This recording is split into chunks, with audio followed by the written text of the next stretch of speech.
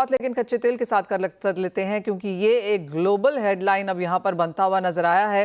नरेंद्र जी, बहुत शुक्रिया साथ जुड़ने के लिए। और कल CNBC US पर ट्रंप ने एक एक्सक्लूसिव इंटरव्यू दिया, जहां पर उन्होंने कहा कि 24 घंटे में यहाँ पर 25% के ऊपर की जो पेनल्टी है वो ये अनाउंस कर देंगे। कैसे देखते हैं आप एज ऑफ नाउ जिस तरह की सिचुएशन है उसे?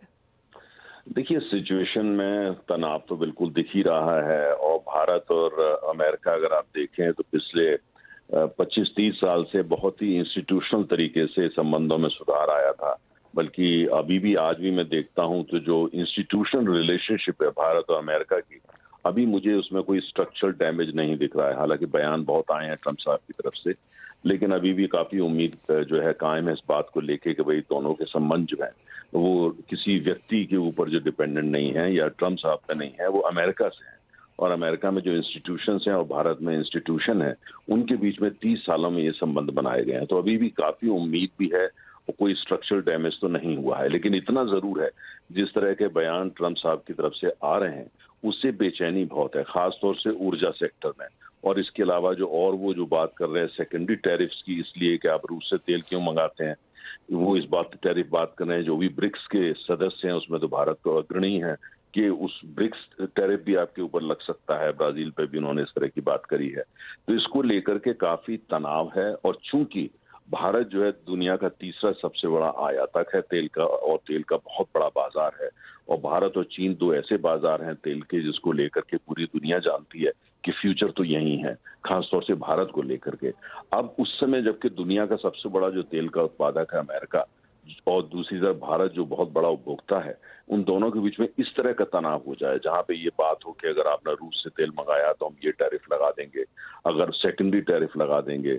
और दूसरी तरफ अमेरिका से अब भारत ने पिछले 5 महीने में जो अमेरिका से तेल खरीदा है उसमें 70% की बढ़ोतरी आ चुकी है। मतलब 70% ज्यादा तेल मंगाया अमेरिका से।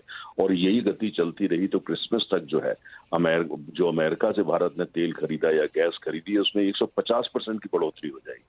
अब इससे ज्यादा क्या किया जा सकता है? लेकिन इसका मतलब ये नहीं हुआ कि भारत कहां से तेल खरीदेगा, वो कोई और देश या कोई और राष्ट्रपति वो उस बात का डिक्टेशन दे। इसको लेकर तनाव, इसी को लेकर के तेल के बाजार में तनाव, जब भारत और अमेरिका की इस तरह की बात हो या जिसमें चीन को भी लपेटा जाए, ब्रिक्स को भी लपेटा जाए।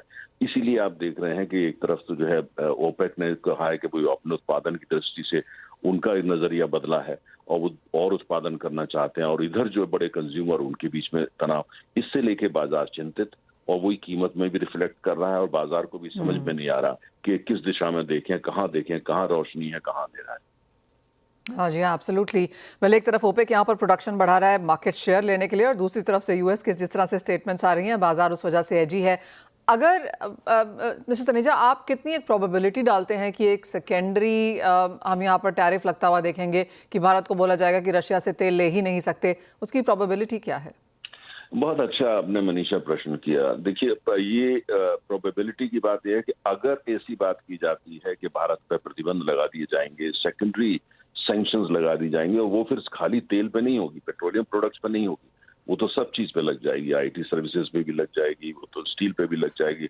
हो सकता है एप्पल फोन वगैरह जो है इनको एग्जेम्प्ट रखें क्योंकि उससे उनका वहां का सीधा सीधा नुकसान होगा, लेकिन तमाम चीजों पर लग जाएगी।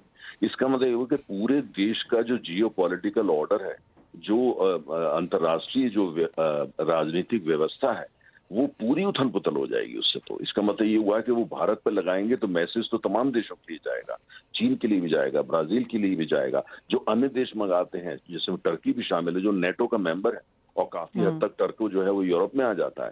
तो ऐसा नहीं हो सकता भारत पर लगाएं फिर इनको छोड़ देंगे। तो पूरी अंतर्राष्ट्रीय जो व्यवस्था है वो उसमें उथल पुथल हो जाएगी। अमेरिका अपने को अलग कर लेगा, आइसोलेशनिस्ट अप्रोच हो जाएगी। वो जो आज विश्व में जो व्यवस्था चल रही है, जो फ्री ट्रेड पे है, वो सारी व्यवस्था बनाई किसने? वो अमेरिका ने बनाई पिछले 80 साल के अंदर, सेकेंड वर्ल्ड वॉर के बाद। अपनी व्यवस्था को उथल पुथल कर देंगे और उसको जो है वो खत्म करने का प्रयास करेंगे, तो जाहिर है उसे बेचैनी भी बढ़ेगी और परेशानियां भी बढ़ेंगी। तो फिर प्रोबेबिलिटी आप कहेंगे कि काफी कम है ये सब होने की? मेरा ये मानना है कि प्रोबेबिलिटी इसलिए ज्यादा नहीं है क्योंकि देखिए, ऐसा कुछ भी होता है इससे पहले किसी और देश को नुकसान हो, अमेरिका को होगा। अगर भारत रूस से तेल मंगाना बंद कर देता है, और रूस का जो तेल लगभग 50 लाख बैरल तो कच्चा तेल है, और मनीषा, और 25 लाख पहले प्रोडक्ट्स हैं, ये सारे अगर बाजार से गायब हो जाते हैं इसलिए कि भारत नहीं ले पाए और कोई देश नहीं ले पाए, इसकी भरपाई तो पूरी होगी नहीं। नतीजा क्या होगा? तेल की कीमत तो कहीं की कहीं जाएंगी, और दुनिया का सबसे बड़ा तेल का उपभोक्ता कौन है? अमेरिका है। दूसरा सबसे बड़ा आयातक कौन है? अमेरिका है। किसकी अर्थव्यवस्था तेल की कीमत क्या है उस पर डिपेंड करती है। और दूसरा इसके साथ में तेल की कीमत अमेरिकी उपभोक्ता के लिए, ट्रम्प साहब के वोटर के लिए तो बढ़ेगी, लेकिन साथ में अमेरिका में जबरदस्त महंगाई आएगी, इन्फ्लेशन आएगा। तो जब ये इनको समझ में आएगा, ट्रम्प साहब को, उनके जब एडवाइजर ये बात बताएंगे, तो वो उसको थोड़ा उनको दोबारा सोचना पड़ेगा। और हमको ये नहीं बोलना चाहिए आज कुछ कहना, कल उसको वापस लेना। ट्रम्प साहब ये भी करते हैं। जी हाँ, हम सब उसे यूज्ड टू बी हो रहे हैं। तो आप कह रहे हैं कि ये सेकेंडरी सैंक्शंस बहुत बड़े आएंगे या भारत को बिल्कुल ही रशिया से तेल नहीं खरीदने को कहा जाएगा? इसकी प्रोबेबिलिटी एज ऑफ नाउ यहाँ पर काफ़ी कम है। अगर और जैसे आपने कहा काफ़ी इंटरेस्टिंगली कि जुलाई के अगर हम नंबर्स देखें तनुजा जी, तो हमने ऑलरेडी देखा है कि रशियन क्रूड इंपोर्ट हमने थोड़ा सा कम होता हुआ देखा, और जैसे आपने हमें अभी बताया कि 5 महीने में करीबन 70% की बढ़त हमने यहाँ पर यूएस क्रूड की आते हुए देखी है। आप कहेंगे सैंक्शंस नहीं लगेंगे, लेकिन एक डायनामिक्स एब्सोल्युटली यहाँ पर चेंज होता हुआ नजर आएगा कि इंडिया कहाँ से कच्चा तेल लेता है। देखिए मनीषा, हमको ये समझना पड़ेगा, भारत की जो कूटनीति है उसमें बहुत सोफिस्टिकेशन है, और इंडिया की जो स्ट्रेटेजिक ऑटोनॉमी है हम उसको बहुत संभाल के रखते हैं, वो हमारे को बहुत प्रिय है। उस पर समझौता नहीं होगा। कोई और देश हमको डिक्टेशन दे, ये वो नहीं चलेगा। लेकिन दूसरी तरफ हम ये भी जानते हैं, वो ये चाहते हैं भाई ट्रेड डेफिसिट है, या वो चाहते हैं भारत जो है अमेरिका से और चीजें खरीदें, तो वो कोशिश उसकी की जाएगी, बिल्कुल की जाएगी। जहाँ तेल भी लेंगे, एलएनजी भी लेंगे, और अगर वो जिस सस्ते दाम पर रूस तेल देता है उसी सस्ते दाम पे वो तेल दें, या उसे $1 कम पे देने, हम रूस से बिल्कुल बंद कर देंगे, सारा अमेरिका से लेंगे, वो दिलवाएं तो सही। तो इसलिए ये उनको जो भारत का मैसेज है कि हम अपना प्रयास कर रहे हैं, ये चीजें ओवरनाइट नहीं होती है, लेकिन रूस से हम क्या खरीदें, कितना खरीदें, उस पर नुक्ताचीनी जो है आप नहीं करेंगे। हम आपसे संबंध बढ़ाएंगे, लेकिन अन्य देशों से क्या संबंध होंगे, वो हमारी स्ट्रेटेजिक ऑटोनॉमी है, उस पर ना बात होगी ना समझौता होगा। क्लियरली, और काफ़ी हद तक इंडिया का ये स्टैंड रहा भी है।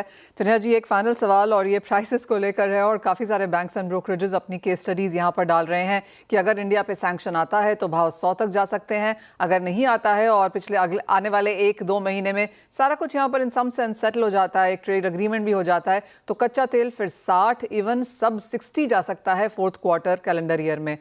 आप कहेंगे ये दोनों ही scenarios as of now on the table हैं?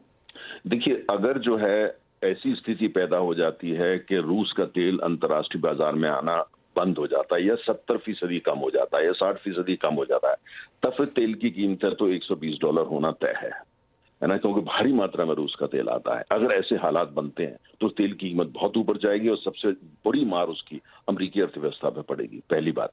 दूसरी बात यह है कि अगर मान लिया ये होता है कि भाई भारत के ऊपर वो कोई प्रतिबंध लगा देते हैं या वो कर देते हैं, तो फिर जो है वो आप देखें उसके जो नतीजे होंगे, वो जो होगा, चोट तो लगेगी लेकिन थोड़ी वो कम होगी। लेकिन मेरा अपना जो मानना वो ये है कि जो तेल की कीमतें, अगर थोड़ा सा बयानबाजी एक तरफ है, ट्वीट्स अपनी जगह हैं, हकीकत में क्या होता है ये देखना है। और मनीषा, हमको एक बात नहीं भूलनी चाहिए, आने वाले चंद महीने के अंदर 2-3 महीने में भारत में क्वाड समिट है। क्वाड समिट में 4 ही लोग आते हैं, अमेरिका के राष्ट्रपति, भारत के प्रधानमंत्री, जापान के प्रधानमंत्री, ऑस्ट्रेलिया के प्राइम मिनिस्टर, और इस बार उसको होस्ट इंडिया कर रहा है। अर्थात ये है कि ट्रम्प साहब भारत आ रहे हैं 2-3 महीने के अंदर उस समिट में भाग लेने के लिए। अगर वो आते हैं और वो आ रहे हैं और क्वाड समिट हो रहा है, तो आप देखेंगे आने वाले कुछ सप्ताह में पूरे माहौल के अंदर गर्माहट को वापस लाना पड़ेगा, क्योंकि वरना क्वाड समिट जो अमेरिका का प्रोजेक्ट है उसमें परेशानी पैदा हो जाएगी। तो आने वाले 2-3 महीने के अंदर अगर क्वाड समिट होता है, जो अभी तक संकेत है कि हो रहा है, अगर ऐसा होता है तो फिर जो है मुझे लगता है कि थोड़ी सी गर्माहट वापस आएगी। जो थोड़ी बर्फ जम गई है उसको कहीं ना कहीं कोशिश होगी कि उसको पिघलाया जाए, और उससे पूरा माहौल बदलेगा। लेकिन ये तय है, जब तक ऐसा नहीं होता, ये नहीं होता, तो तेल की कीमतें जो हैं, अगर कोई टैरिफ नहीं लगते या भारत रूस से तेल नहीं, तो तेल की कीमतें दबाव में आने वाली हैं। आज की तारीख में जब मैं होराइजन पे देख रहा हूँ, $62 के आसपास तो दिखता है कि कीमत गिरेगी। आपने आज भी कीमत देखी है, उसका असर यह है कि मार्केट में स्ट्रेस है, परेशान है। उनको लगता है जो सबसे बड़ी मार्केट तेल की होने वाली है भारत, उसके साथ जो अमेरिका के संबंध, जो दुनिया का सबसे बड़ा तेल उत्पादक है, ये जो है इसको लेके परेशानी है, ये कीमत में रिफ्लेक्ट कर रही है। अगर ये परेशानी बढ़ती है तो कीमत में रिफ्लेक्ट करेगी। और एब्सोल्युटली ग्लोबल हेडलाइंस में यहाँ पर किस तरह से इंडिया पे रिएक्शंस होंगे, इंडिया कैसे रिएक्ट करेगा, उसी का इम्पैक्ट हमने कच्चे तेल में आज यहाँ पर बनता हुआ देखा भी है। नरेंद्र तनेजा जी, बहुत शुक्रिया एज ऑलवेज साथ जुड़ने के लिए और बहुत ही आसान शब्दों में वो हमारे दर्शकों को समझाने के लिए भी। वंदना, आपसे